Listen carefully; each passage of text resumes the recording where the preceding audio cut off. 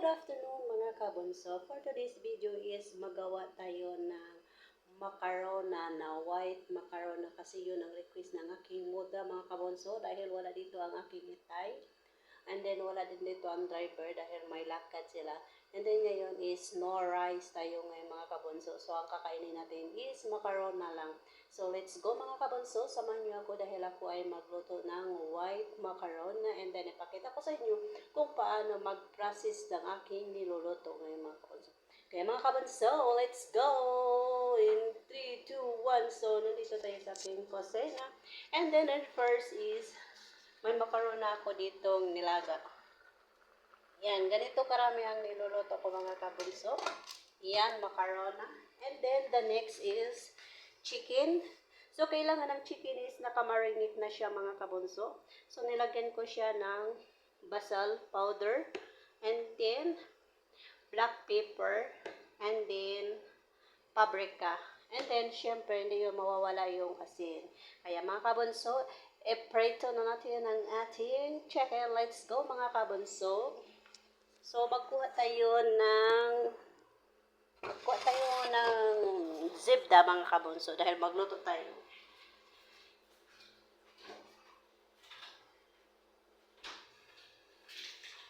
So ito yung gagamitin natin mga kabunso, isang half na zebda.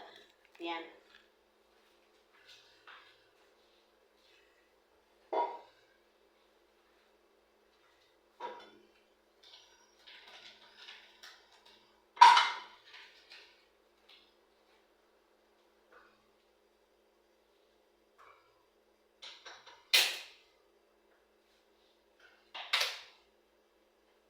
Yan mga kabunso, lakasan natin ang apoy para madali siyang matapos mga kabunso.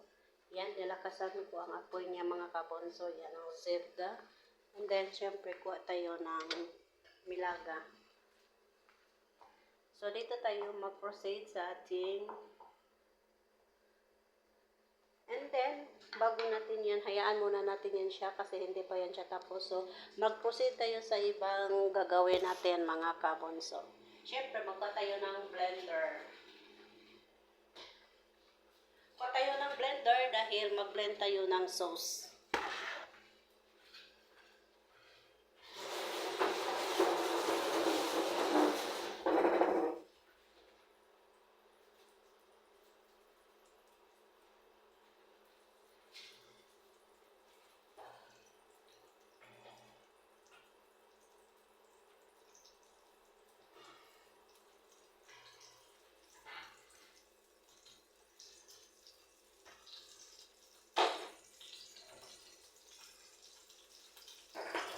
So, lagyan natin siya mga kabunso ng basil with garlic.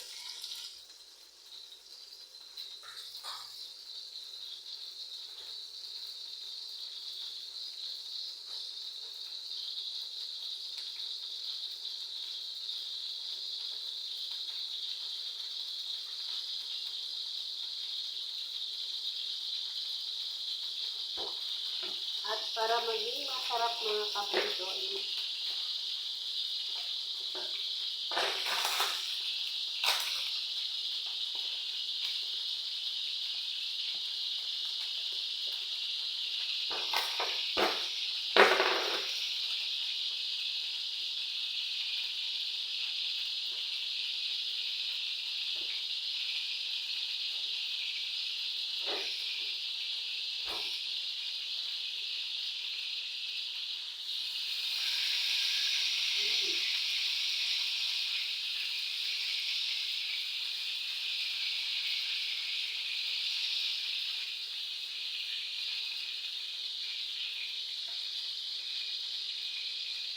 maglagay tayo ng,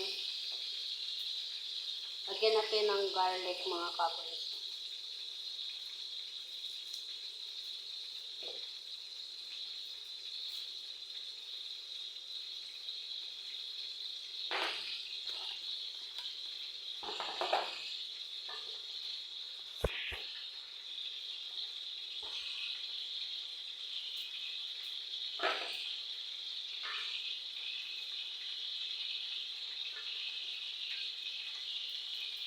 Lagyan natin ng tom ng 5.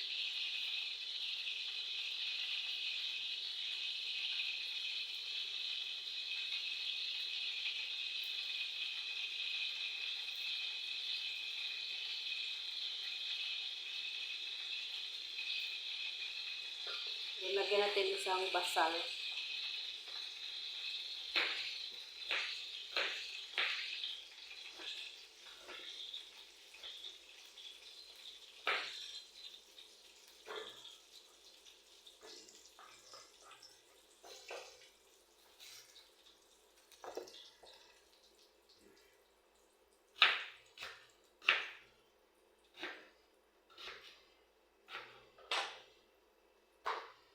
Yan, and then check natin ang ating chicken. Ayan, okay na yun ang ating zebra. So, lagyan natin siya ng chicken. Ayan. Yan. Yan, ang ating chicken na ilagay sa ating macaron. Yan. Ganito, kukunin natin kasi gagamitin natin ito.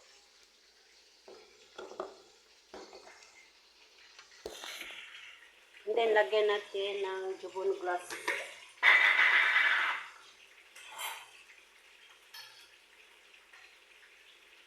Ito, sa dalawa. Kalahati. Kasi marami kasi siya mga kabunso. And then, lagyan natin ng gista.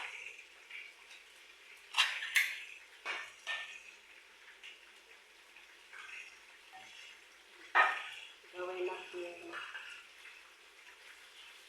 Yan ang gista.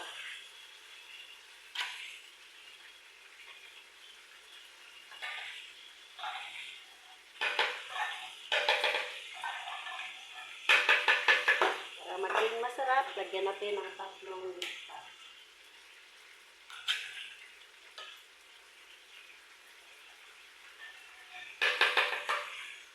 Then, lagyan natin ganito isang water.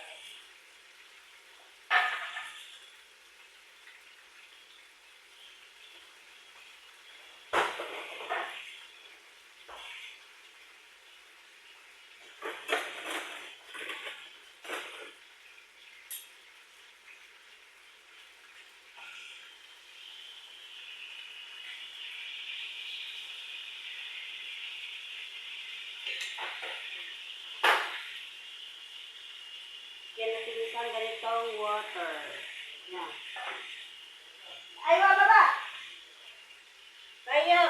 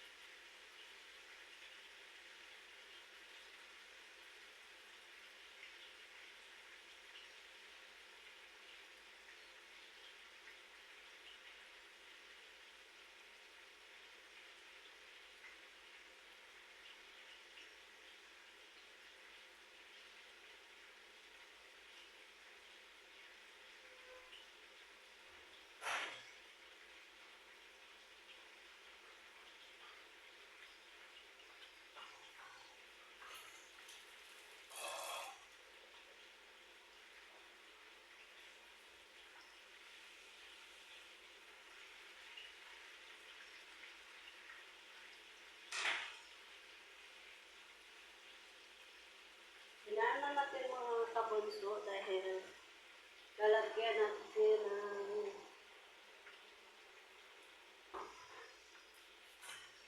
sarsa. Ito mga kabunso, sarsa.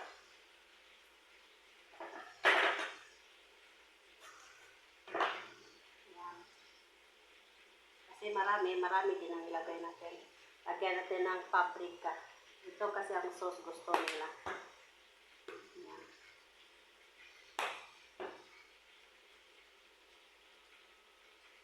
Siyempre, tapos na yan. So, mag-proceed tayo sa ating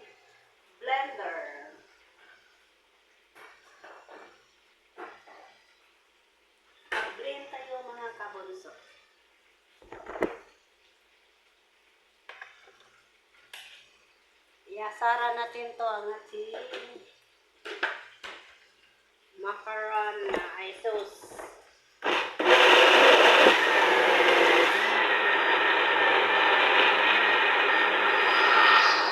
So, kanya na ang forma niya mga kabonso ang sauce ni niluluto. Then, proceed tayo sa ating chicken.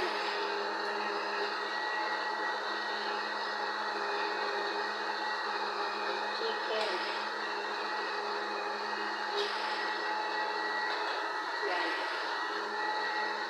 Ano pa yan luto mga kabonso?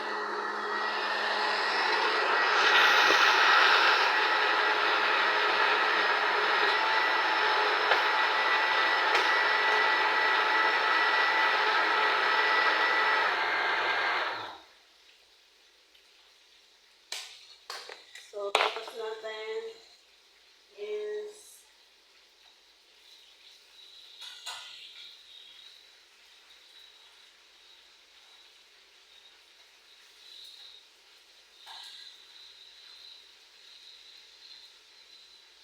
tingnan natin kung ito na ba ang ating chicken.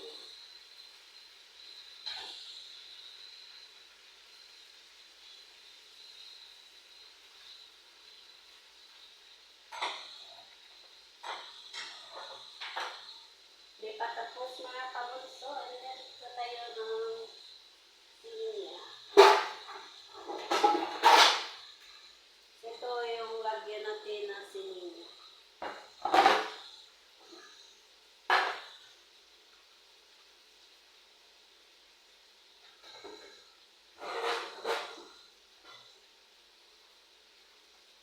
So, tanggalin natin ang ating macarona.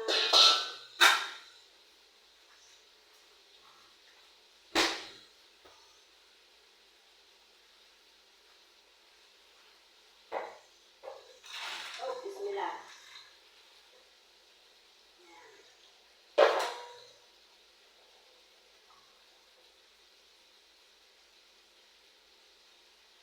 And then, proceed natin dito. Yan. So, yan ang macarona. Yan. And then, kukuha tayo ng nilaga. Yan. So, ganito yung macarona natin. So, kailangan natin lagyan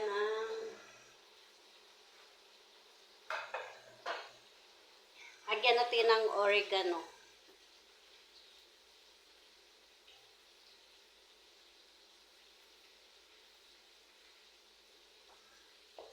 Yung chicken natin mga kabonso is aantayin muna natin. Hindi pa kasi yung tapos mga kabonso.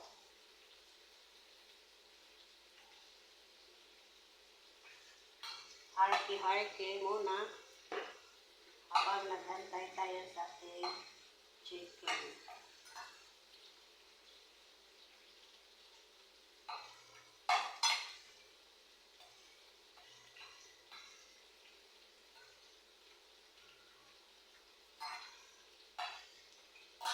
Yan muna mga kabunso dahil hindi pa tayo tapos mga kabunso. So nilagyan lang muna ng oregano ang ating niluluto mga kabunso. Then may part 2 tayo mga kabunso dahil hindi pa tayo tapos. Kaya ingat, God bless and bye-bye.